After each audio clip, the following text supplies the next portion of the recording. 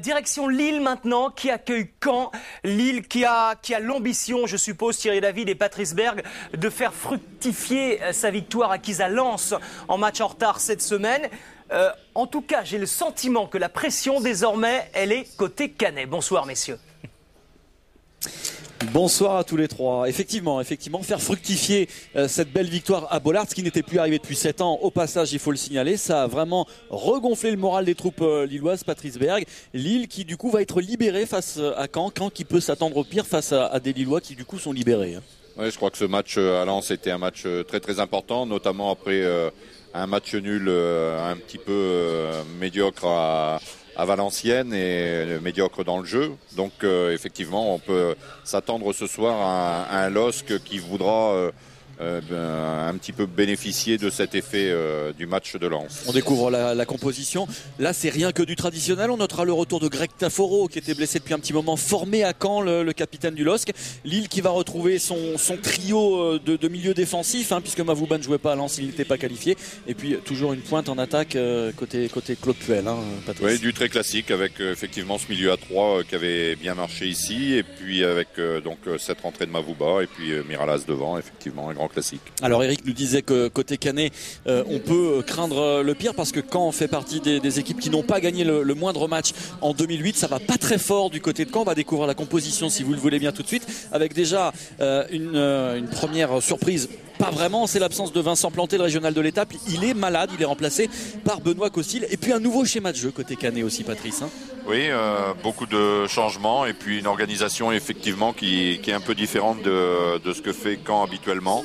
Donc on va les voir évoluer en 4-1, 4-1. Donc quand même un milieu très très regroupé et très serré pour jouer certainement en contre avec Toudik à la pointe de l'attaque. Donc se méfier un petit peu du jeu du LOSC qui lui aussi joue le contre, donc on verra un petit peu ce que ça va donner. Voilà, vous aurez compris qu'effectivement côté Canet on vient ici pour se rassurer dans un premier temps, essayer d'arrêter cette hémorragie de buts encaissés en début d'année 2008. Le coup d'envoi.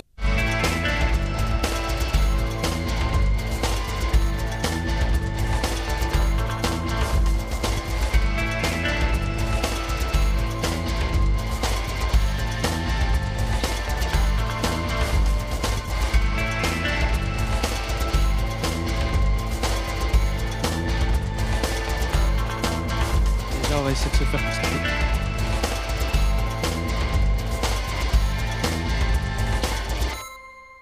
Déjà, on va essayer de se faire plaisir et de bien jouer au football, mais le plus important, c'est de prendre les 3 points. On est chez nous à domicile, c'est à nous de prendre les choses en main, de prendre nos responsabilités. Nous, on anime un système et après, ce qui fait la différence, c'est l'état d'esprit et la conviction qu'on met à animer le système, quoi. Basé peut-être plus sur l'offensif. J'espère qu'on va prendre ces 3 points parce que c'est important pour nous et puis ça peut nous aider pour la fin de saison à être beaucoup mieux. Bien. Lille à nouveau conquérant après sa victoire à Félix Bollaert mardi en match en retard du championnat de France de Ligue 1 et à l'occasion de cette 29e journée qui est revenu à hauteur de son adversaire du jour, Caen. Patrice Berg, bonsoir. Bonsoir. Faut y aller pour Lille maintenant, C'est vrai que la confiance est revenue. Ça sera pas facile pour cette équipe cannaise d'affronter des Lillois ragaillardis.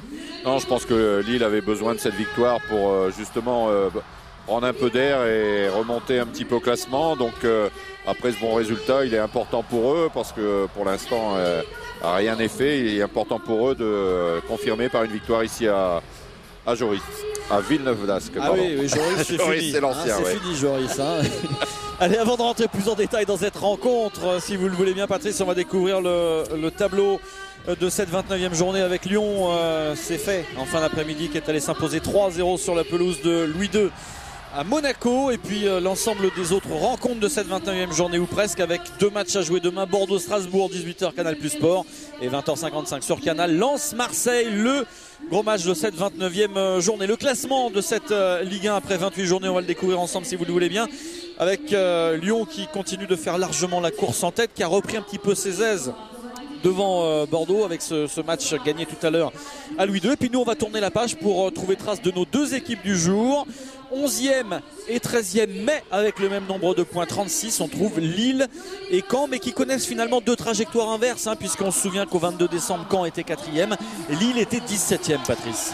Oui, effectivement, Caen avait fait une très très bonne première partie de saison avec des bons résultats juste avant la trêve, comme vous le disiez. Et parallèlement, Lille a peiné, faisant des bons matchs au début de saison, mais ne prenant pas de points. Puis après est tombé, je dirais, dans une spirale un peu négative et les a amenés dans une position peu enviable, dont ils viennent de sortir un petit peu à travers cette victoire à Bollard. Alors justement, cette équipe de Caen, on en parle un petit peu. C'est vrai qu'elle a connu une période très faste, hein. C'était entre début novembre et fin décembre, ce qui lui a valu de se retrouver 4e.